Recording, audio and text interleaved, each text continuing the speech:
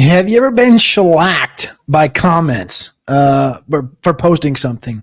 I have, and I kind of like it. I kind of like it. It kind of aggravates me, but I kind of like it. This morning, I published my top 50 head coach rankings over at orangebloods.com. And the thing about Orange Bloods is it's a big community. It's a big close knit, feels like a close knit big family, and there's a lot of stuff published over there, and they'll be honest with you, and they'll tell you where you're right, and they'll tell you where you're wrong, and they tell you where you need to go back and reevaluate. And when you put a ranking out, whether it's top 8 wide receivers, top 12 running backs, whatever it is, that's easy. But top 50 head coaches, you're asking for a can of worms to open up that you might not be ready for. This is the Draft Rankings Podcast. I'm Cody Carpentier. You can find me on Twitter at Cody Carpentier. And tonight, like I said, we're going to be going through my top 50 head coaches in college football. I ranked all 50 plus a couple honorable mentions, so I think technically it's about 56. But this podcast you can find Monday, Wednesday, and Friday at the Draft Rankings Podcast. You can find it on YouTube, or you can find it on podcast wherever you get your podcast. Monday is just myself. It's a solo show. Wednesday, it's myself and Matty Kiwoom. And Friday, it's myself, Seth Dywald, and Matty Kiwoom doing a scouting showdown podcast where we break down some players in the 2025 NFL draft class and potentially 2026. I appreciate you guys for tuning in, tapping in. It's a live episode today. Generally, I don't do these live episodes. Generally, they're pre-recorded. So if you are live and you're in the chat, drop a question. I'm here. I'm there. I'm everywhere. Another thing is that this is a partial mailbag thing. So if you got questions, make sure you email them in the draftrankings@gmail.com. Next week, it will be Matty on the horn doing the solo show on Monday. The following week, it'll be me. And then the following week after that will be Seth. So we'll be doing a little bit of a rotation here as we get through the summer. It is Memorial Monday. Blessings to everyone that is dealing with, loss. We've had about 3 million wounded or passed away vets that have given everything to this country. There's not really a lot that I can say other than that's why we're here. It's why we're able to be free. So without further ado, let's jump into the top 50. Some of the first comments I got, I'll read off to you on here. But first and foremost, we got to start at the top. Number one overall, the best coach in college football is none other than Kirby Smart at Georgia. I'm not going to talk a lot about most of these guys at the top end, but number 2, Dabo Swinney from Clemson. Number 3, I put Kellen DeBoer from Alabama. Again, 37-9 in his coaching career the last couple of years. Fresno State, Washington, Pac-12 championship last year. Had 10 players drafted in last year's draft, third most among active coaches. Number 4, Ryan Day at Ohio State. This one I don't love doing. I don't love putting Ryan Day here in the top 5, but again, winning football games matters. We've seen guys, coaches accumulate prospects at programs that had great coaches before them, and recruited great classes before them, and do nothing with it. We've seen them win one year and then fall off. And the one thing we've seen with Ryan Day is a model of consistency. After Urban Meyer was there, Ryan Day took over, and he's 56-8 in his time as the head coach at Ohio State. And another guy that's on this list is going to be Sonny Dykes, and he's a little ways down the list. And there's a lot of question marks. Why is Sonny Dykes so low here? Well, Sonny Dykes went to the national championship 2 years ago. Yes, went 13-1, but what did he do in 2023? Gary Patterson's players and prospects in that championship roster, and they all go to the NFL, and he doesn't bounce back. The recruiting class is outside the top 20. It's up to the top 30. What is Sonny Dykes doing? That's the question. That's why I have to give the respect to Ryan Day here, 2-time Big Ten champion, 36 players drafted over the last 5 seasons, second most among active head coaches, top 5 recruiting class each of the last 3 years. So that was tier 1, tier 2, and tier 3. The first tier is just Kirby. The second tier is just Dabo. The third tier, I have Kellen DeBoer and Ryan Day together. This next tier is a little bit bigger. Steve Sarkisian from Texas, a Big 12 champion this last year, 11 players drafted in the 2024 NFL Draft, Dan Lanning comes in at 6, top 10 recruiting class in 2023, 2024. Number 9 overall transfer class this past season, 22-5 in his career so far at Oregon, just a few years on the docket there. Number 7, Kansas State, Chris Kleiman, who won 4 national championships at North Dakota State, lost in the 5th championship, that is.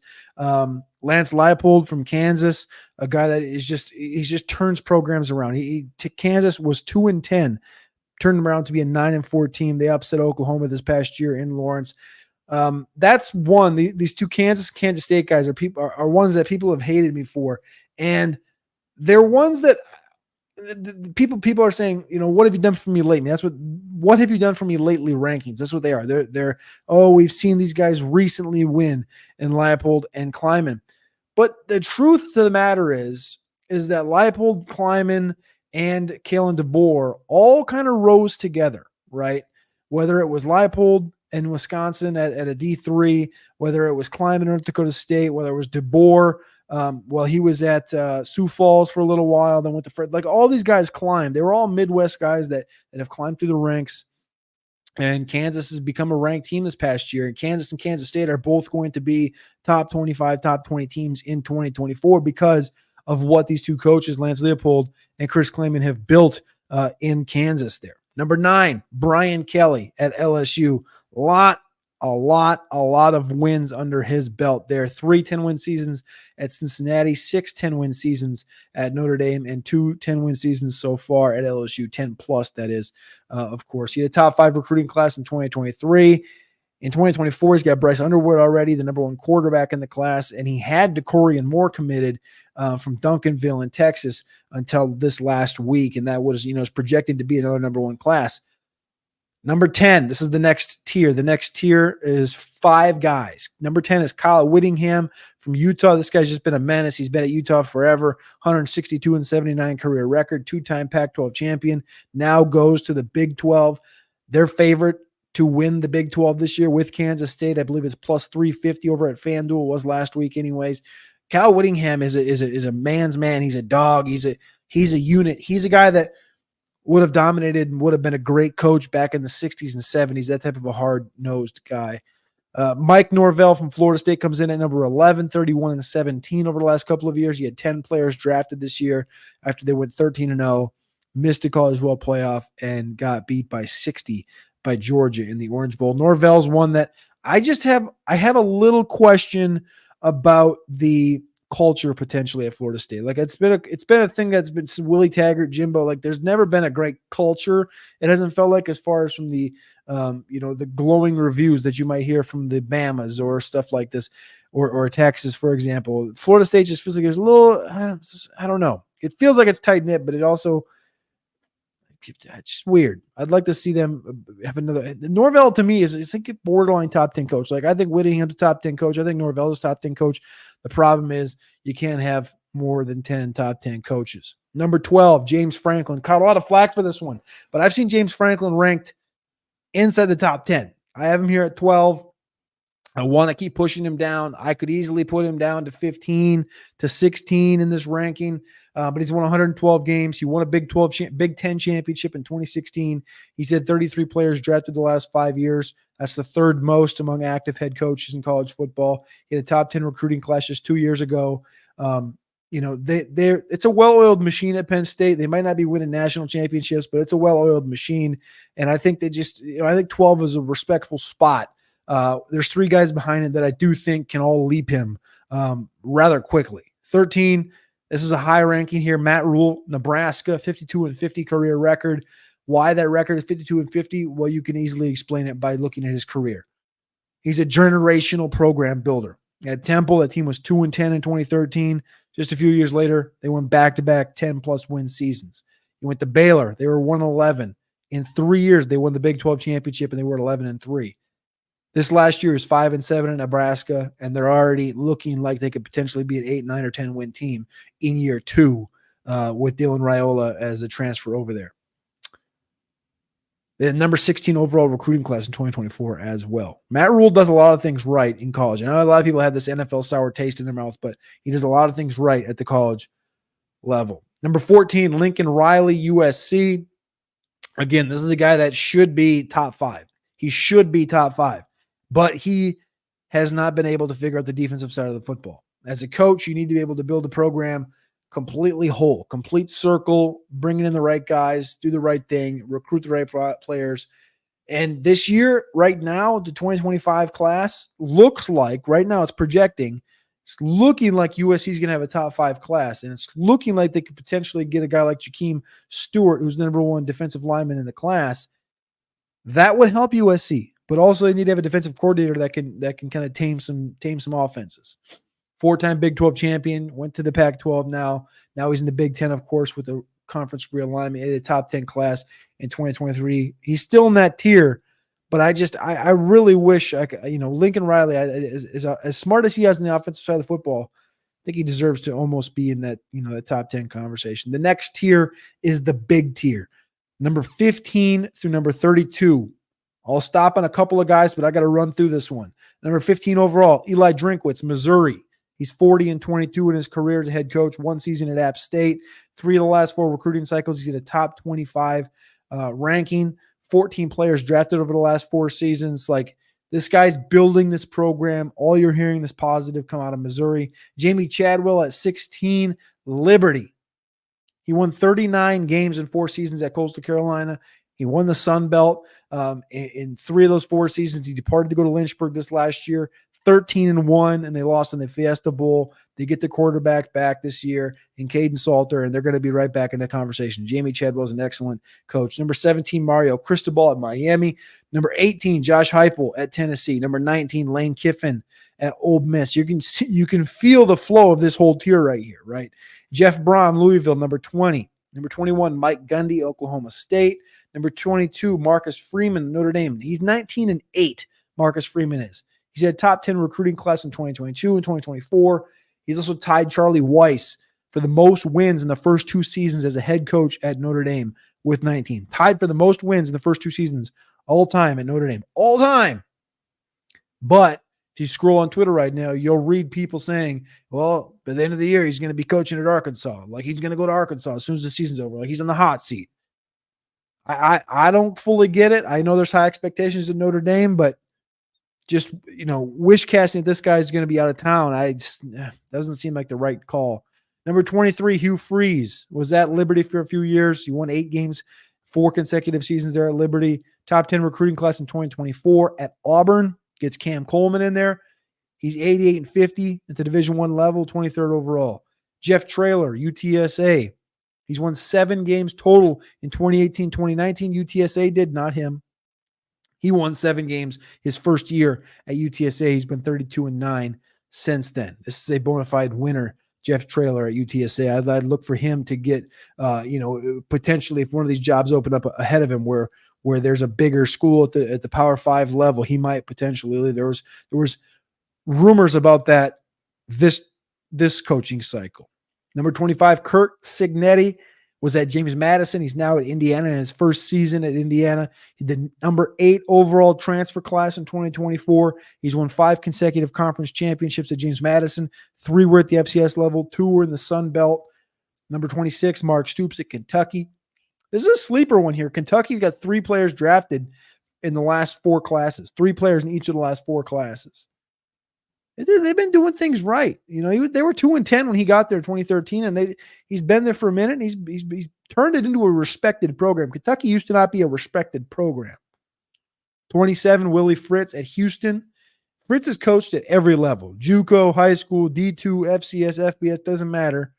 He's a great team builder. He's going to be a good coach at Houston. I don't know if he's going to be great, but he's going to be good. Brent Venables at Oklahoma is number 28. Top 10 recruiting class each of the last 3 years. He served under Bill Snyder, Bob Stoops, of course, Dabo Swinney. Jackson Arnold this year is going to be a big tell to whether this program, goes into the SEC strong or if it struggles in year 1. Everybody's expecting Oklahoma and Texas to dominate in year 1. I don't know about that. Number 29, John Sumrall at Tulane. He's at Troy for 2 seasons. He won 11 games in both seasons. Before that, the 2 seasons before he was there, they won a combined 10. He was 23-4 at Troy. He's now at Tulane his first season. Number 30, Mike Elko, Texas A&M, formerly of Duke, in the number 4 overall recruiting class in the transfer portal. Number 31, Brent Pry at Virginia Tech. This is a sleeper one. I think Pry has an opportunity this year to really vault this team forward and take a big step up and win potentially 8-9 games and make Virginia Tech something to be heard of, to be talked about. Number 32, Jonathan Smith, Michigan State, formerly of Oregon State. He played quarterback at Oregon State, his alma mater. Now he departs Oregon State to go to Michigan State and become the head coach. He kind of turned Oregon State around. They were 1-11 when he got there in 2018. They turned around. They upset Oregon this past year. In 2022, and they went 10-3 in 2022, got up to be a top 15 team. That's a big tier of a lot of guys that have a lot in front of them. There's a couple guys that are old, and Willie Fritz, I get it. But there's a lot of guys that are very volatile, that could rise and fall by the time the end of the season comes around. All right, the next part is Dave Doeren at North Carolina State. 104-62 career record. He dominated when he was at Northern Illinois back in the day. Remember Jordan Lynch, the quarterback there. Reggie rushed for like 2,000 yards back in that 2012, 2013 time when they were the first MAC team to get a respected BCS bid. I think it was 2013 was that year, I believe it was. Yeah. I don't know. But they've had 27 players drafted since 2014, 3 first-round picks. They've dominated the series between North Carolina and North Carolina State. Doeren has made North Carolina State respected. I think that's the big thing. Like when David Cutcliffe was at Duke, in the East Coast, they made Duke respected. Now Dave Doeren's kind of made North Carolina State just a respected program. They haven't dominated by any means, but they've put prospects in the NFL and they've been respected. Rich Rodriguez, not a lot needs to be said. Everybody knows about the history of Rich Rodriguez. He's at Jacksonville State, back-to-back 9-win seasons there. He's rebuilding. He's at West Virginia and dominated.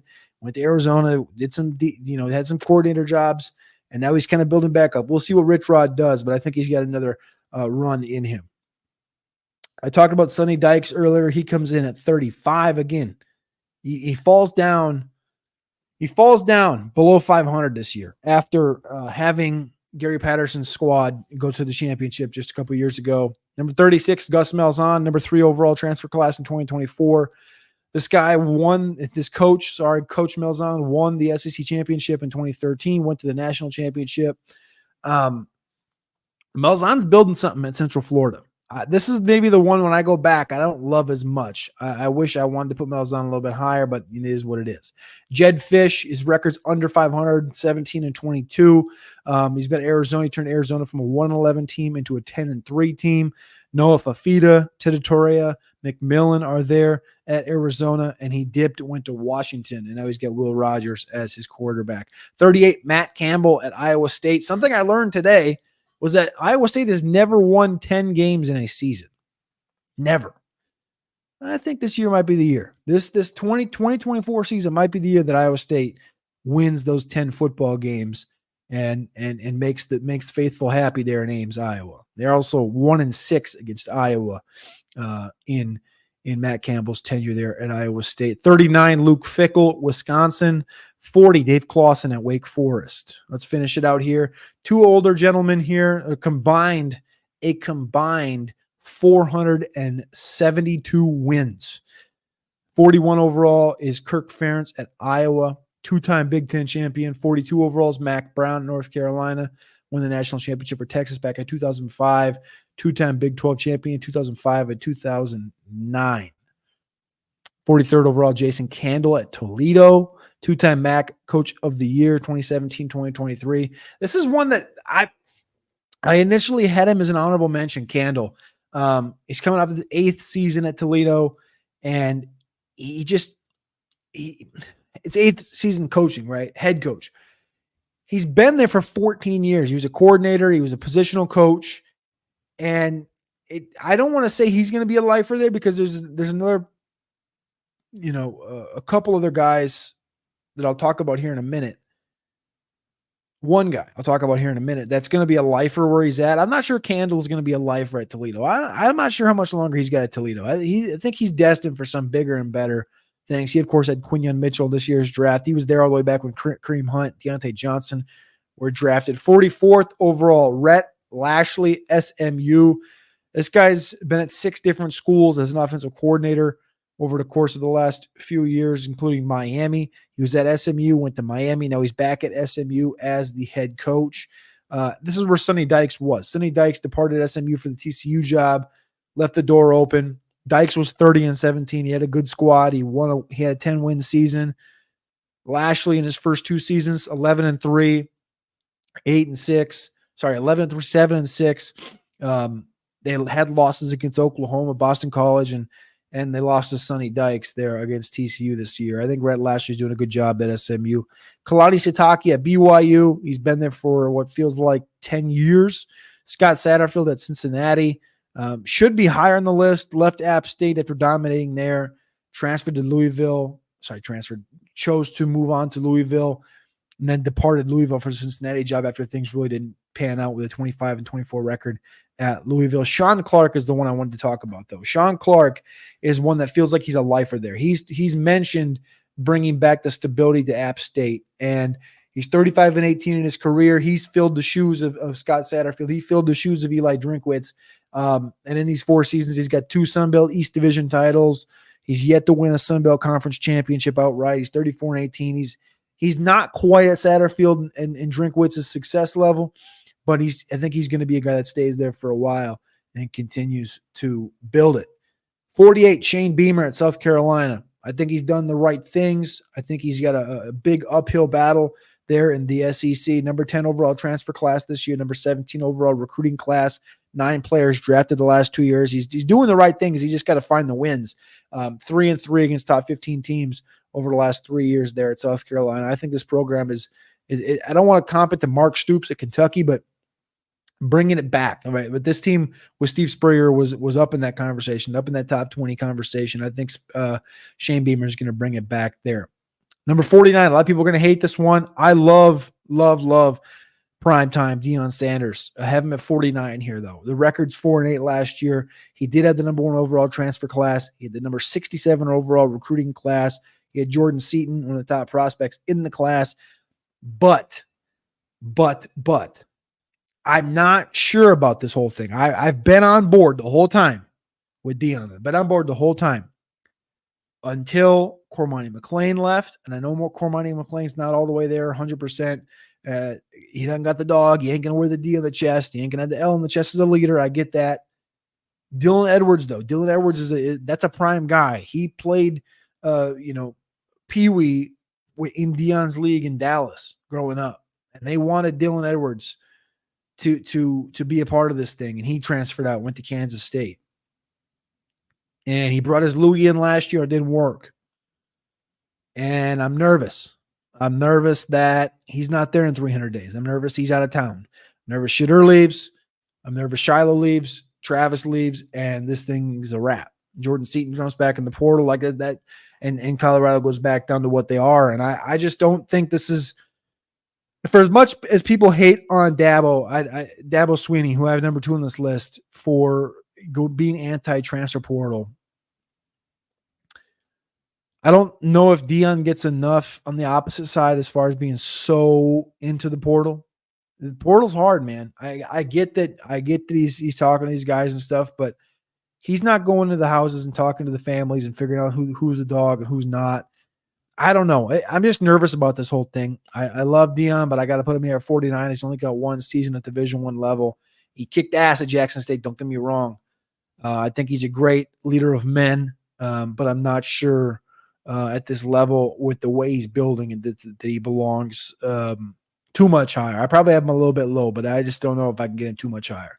Number 50 overall, PJ Fleck, Minnesota, 80-56 career record, turned around Western Michigan from 1-11 to 13-1, turned around Minnesota from 5-7 perennially to 11-2, struggled against Iowa. He's been 1-6 in his career against Iowa, but also kind of like he had that 11-2 season, and since then it's been 27-19. They kind of came back down to earth. Fleck's got some work to do unless he's going to see his way out. Honorable mention, Sean Lewis, San Diego State, was the OC for Colorado last year. Jeff Tedford at Fresno State. Troy Calhoun at Air Force. Manny Diaz at Duke. Caught a lot of flack for that one for some reason. He 2 out of 3 seasons at Miami, was a great defensive coordinator at Penn State. Pat Narduzzi at Pitt. And last but not least, Joey McGuire, Texas Tech, finishes it out. I think he's the guy that's going to be the top 50 a year from now when we go back through this list. That is a lot of names. Hopefully you enjoyed the show. I appreciate you guys for tapping in. Please click the like button. Please click subscribe if you are here on YouTube or on X. Thank you very much. If you're listening on podcast, please remember to leave a 5-star review. We appreciate you very much for doing so. We're trying to grow this thing on podcast, on video, everything. Over at YouTube, we're live 3 days a week, Monday, Wednesday, and Friday at 6 p.m. Eastern time. We'll be back on Wednesday with Matty Kiwoom when we talk all things NFL. Heard there's OTAs going on. We got some stuff to talk about. I appreciate you guys. I love you. And we'll see you on Wednesday night.